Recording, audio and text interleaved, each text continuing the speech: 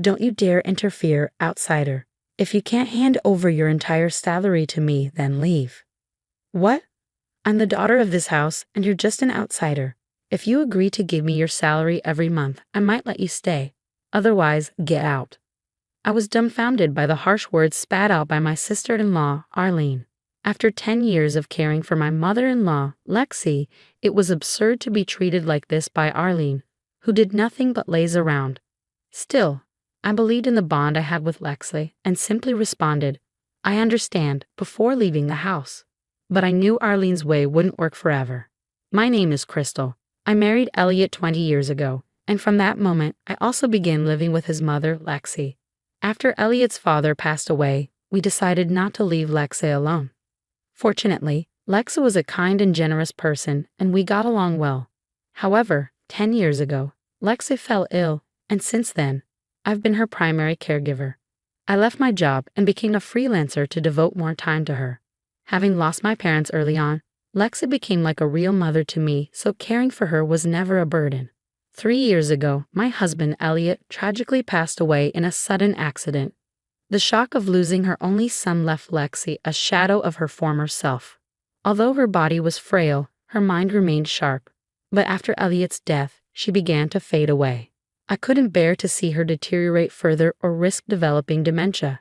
I loved and admired the always bright and positive Lexi, so I vowed to support her.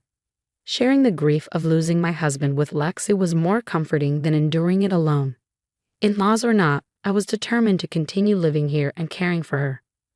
But trouble soon arrived from the other side, my late husband's younger sister, Arlene. She returned home after her divorce and quickly became a source of strife. Elliot used to say with a wry smile, she's much younger and has always been spoiled. Indeed, Arlene was self-centered and demanding, acting like a queen whenever she visited for holidays. She never helped with care, cooking, or household chores, but would eat, drink, and leave a mess behind. Sometimes she even hurled nasty words our way, and expecting gratitude from her was futile. Despite knowing I was busy with caregiving, Arlene would frequently leave her child with me and go off to have fun. When she finally came to pick up her child, she would take home the food I had made without permission. Even in her own home, such behavior was excessive. Once I gently pointed this out to her, but she snapped back, Crystal, you're just a barren freeloader, so the least you can do is all the housework, right? It's sad for mom not having grandchildren, so that's why I bring my kids here. Hearing such cruel words from her, especially when I had longed for children but couldn't have any, was unbelievable. I couldn't believe she was Lexi's daughter. Realizing it was pointless to argue, I decided not to say anything. We didn't see each other often, and I thought I could just endure it. But as I hoped to live peacefully, Arlene's visits became more frequent. Arlene, why are you leaving your child here so often and coming home late? Lexi once asked. I started a part-time job because the kids need more money. You must be happy to see your grandchild, she replied. Yes, Lexi said, but she seemed unconvinced. I wondered why Arlene would work until night while her child was still young. It didn't seem to be out of financial necessity, but I kept silent. Then one day, Arlene arrived unannounced again.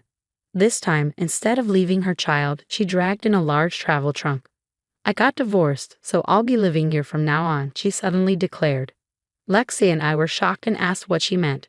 With a tearful expression, Arlene began to speak.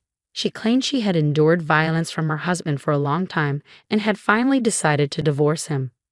Unable to bear it any longer, she left the house under the condition of divorce, leaving her child behind because her husband wouldn't allow her to take them. I stood there stunned. I had met Arlene's husband a few times, and he seemed gentle and kind, not at all like the person she described.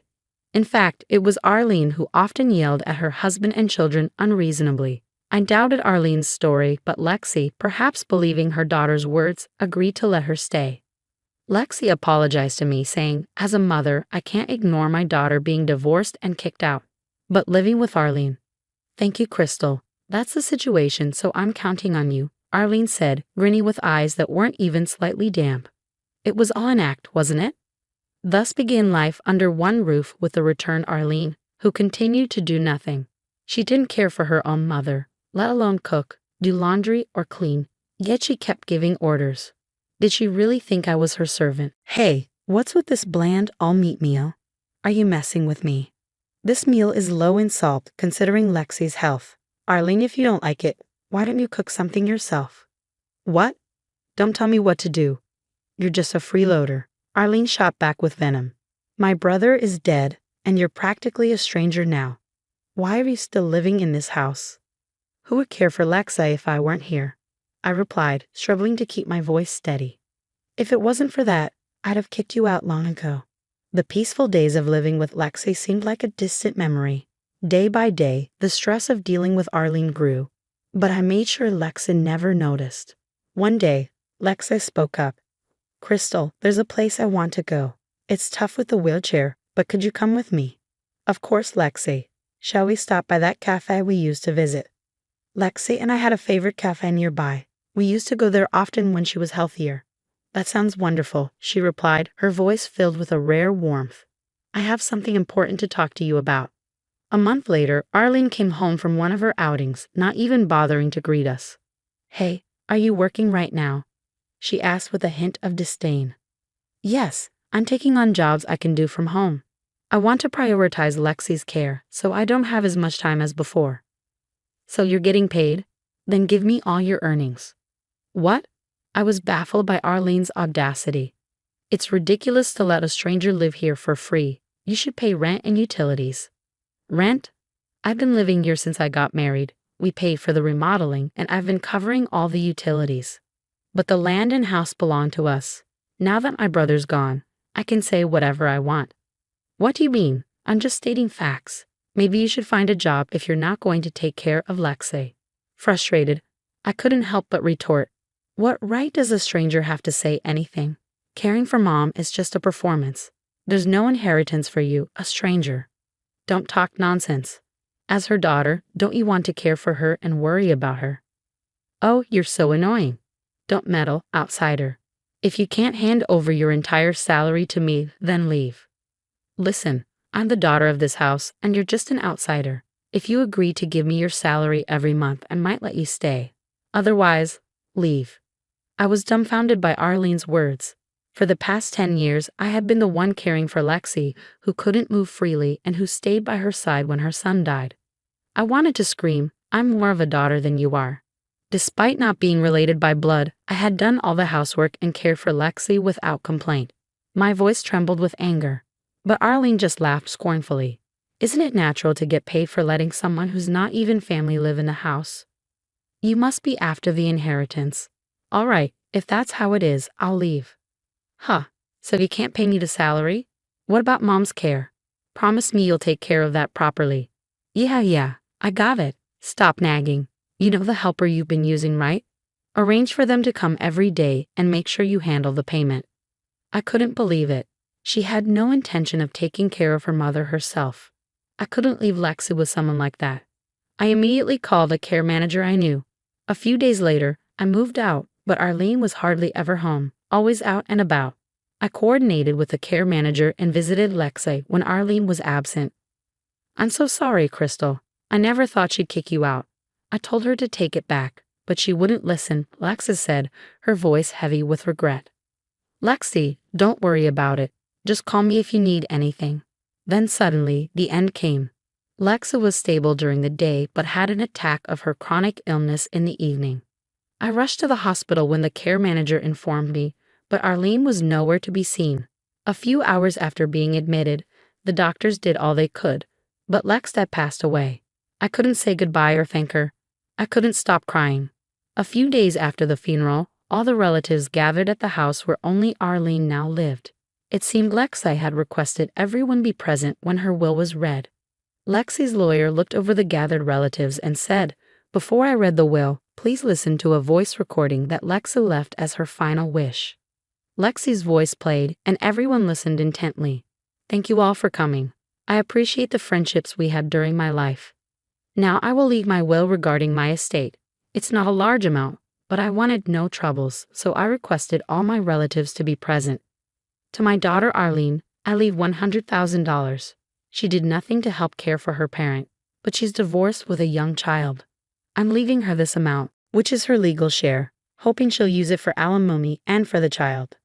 What legal share? It's not the full amount, Arlene exclaimed loudly, and the relatives began to murmur. Arlene's divorced. She hasn't shown her face at family gatherings in years. Alimony? She doesn't even have custody of her child. Wasn't it Elliot's wife who took care of everything? She stayed and cared even after he died, someone whispered.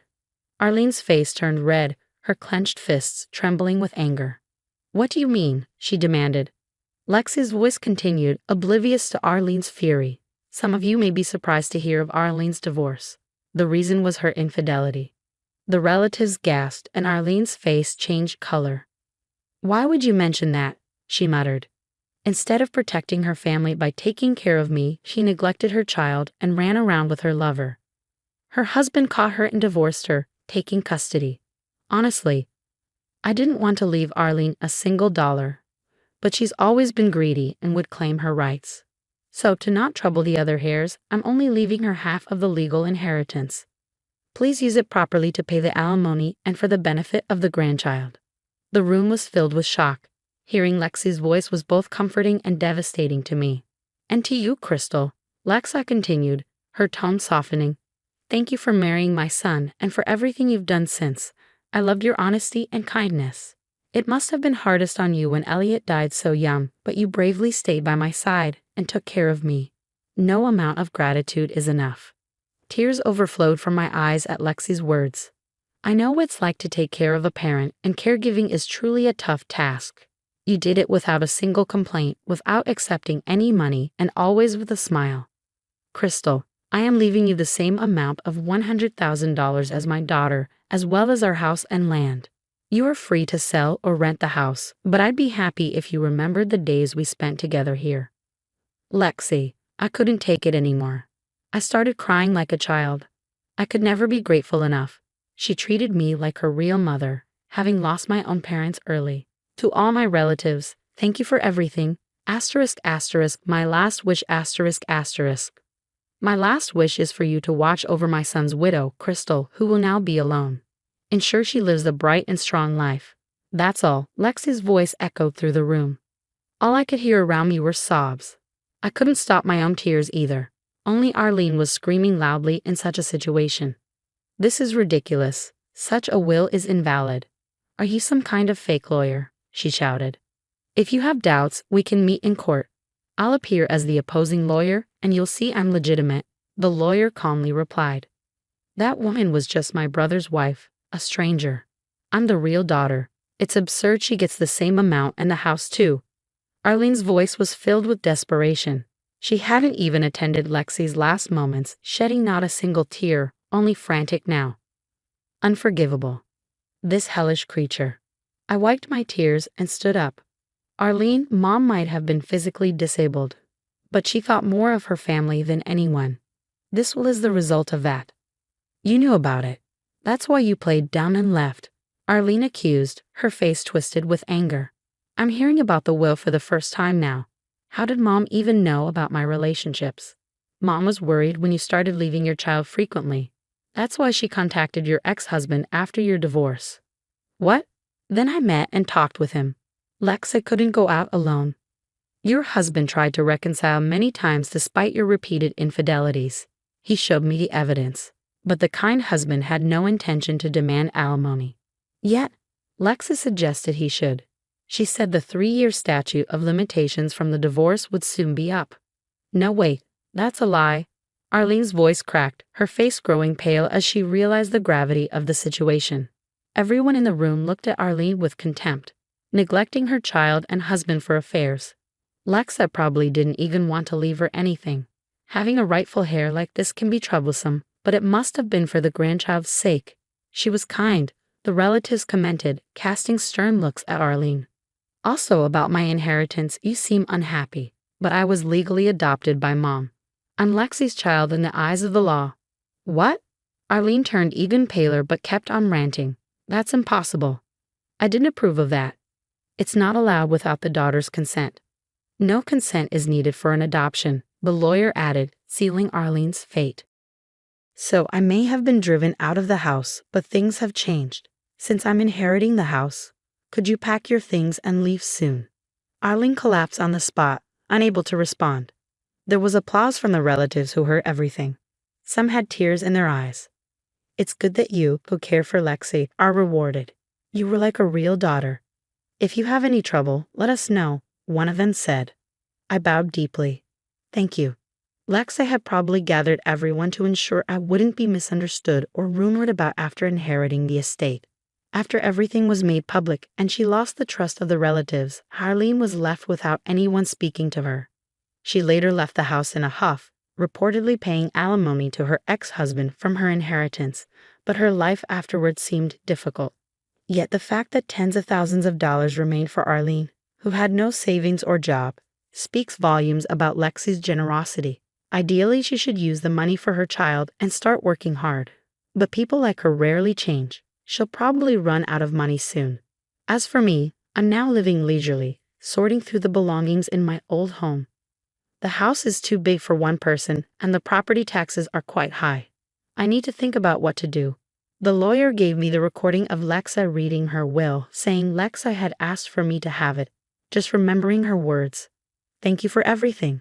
I love your honesty and kindness. Makes me tear up. I wonder if I was able to properly express my gratitude to Lexi. I never thought of it as caregiving, but as something natural, being together all the time. Could my feelings have been conveyed through that? Maybe the contents of the will are Lexi's answer. I wiped my tears. It's still too soon. Staying in the house brings waves of sadness. If I keep crying, I'll worry my husband and Lexi above. All right, today I'll go to that cafe for the first time in a while. I said it out loud. It seems it will take a bit more time before I can let go of this house filled with memories of my husband and Lexi.